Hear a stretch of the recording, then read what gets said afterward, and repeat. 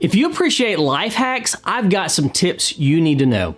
I've been doing some research and I've come up with some great advice that I want to share with you. Here we go. Number 1, if you run out of dishwasher detergent, just substitute it with regular dish soap. Number 2, need more money? Just open another credit card. It's free money. Number 3, need to charge your cell phone super quick? Just throw it into the microwave. I'm sure no one has given you advice this bad, but I'm also sure that you've been given some terrible advice in your lifetime. But how does bad advice like this relate to our weekly Torah portion? Let's take a look together in this week's 5-Minute Torah.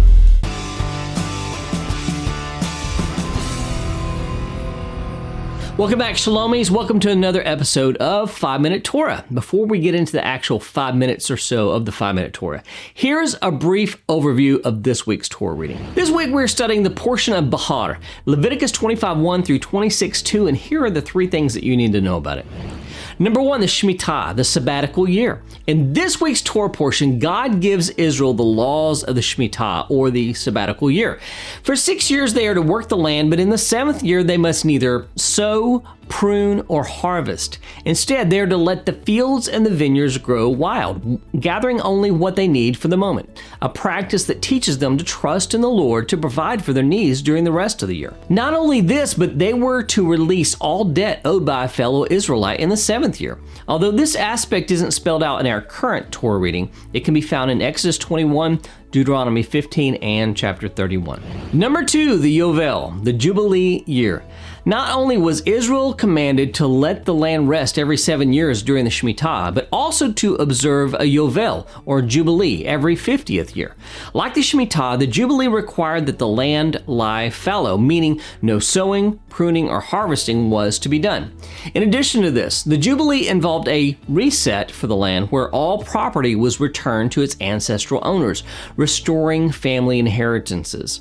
This practice applied to all land except for properties within walled cities, which could only be redeemed within the first year after the sale.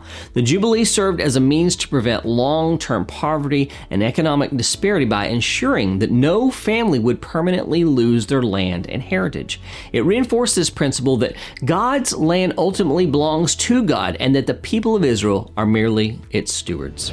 And number 3, Gimilut Hasidim, acts of loving kindness. Our Torah portion includes several prohibitions against exploiting fellow Israelites, such as charging interest on loans. It also outlines specific steps to assist an Israelite who has become impoverished, providing ways to help them regain their footing. These measures include supporting them before they fall into severe poverty, buying back property they had to sell, and ensuring that they are treated with dignity and respect.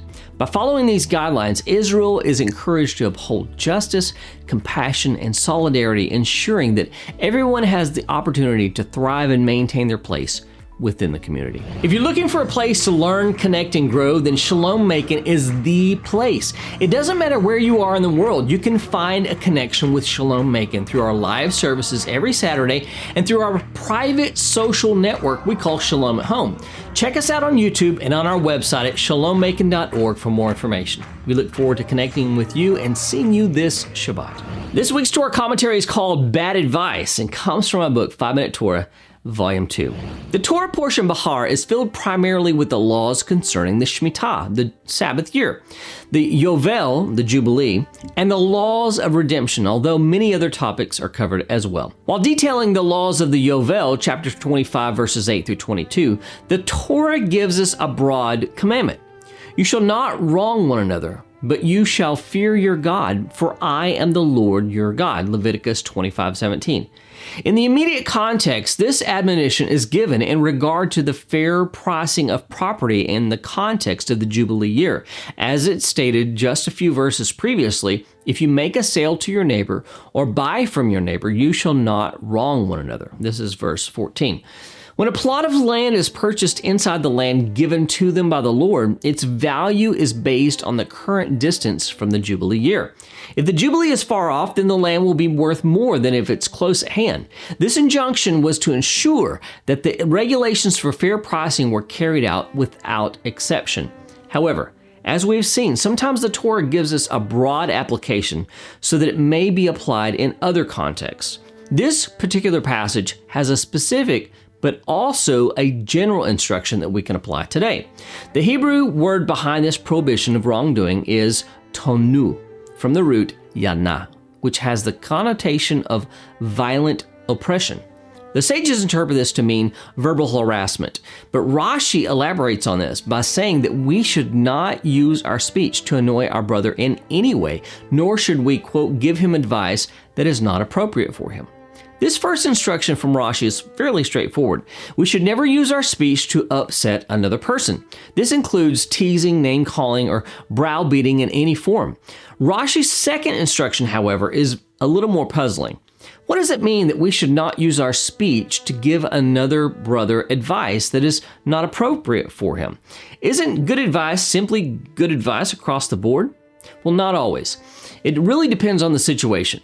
Rashi says that the advice one gives should be in accordance with one's way of life, and also that the advice should not be according to the benefit of the advisor. In other words, when we offer advice, it should not be for our own self-interest. For example, if a person advises you to purchase a particular insurance policy just because they will receive a healthy commission from it, this is a problem. In this scenario, the person is considering their own interests over yours. Also, sometimes a person can give well-meaning advice, but without any idea that it's completely outside of the realm of possibility for the person receiving the advice. Just because you can drop $10,000 cash into an investment opportunity doesn't mean everyone has that ability. Just because a particular medicine helped you doesn't mean it will work or even is beneficial for me.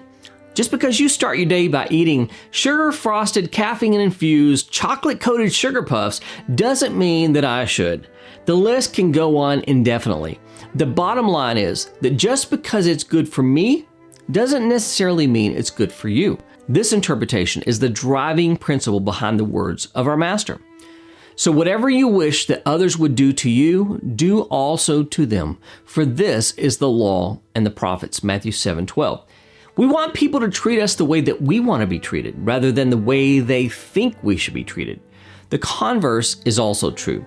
We should treat people the way they want to be treated, rather than how we think they should be treated. When we help people by understanding their specific needs, rather than giving them what we think they need, we're living out the principles of the kingdom, the principles written for us in the Torah.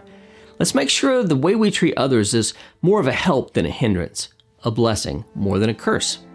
Have you ever been given advice by someone who didn't fully understand your situation, and the advice they gave would have either hurt you financially or damaged a relationship? Let me know in the comments below, but let's make sure everyone remains anonymous. And it's not too late to start studying Pirkei Avot with us. You can check it out using the link above or at the end of this video. I'll see you next week for another Messianic insight into the eternal Torah of God. Blessings from Shalom Macon, the place where disciples of Yeshua learn, connect, and grow.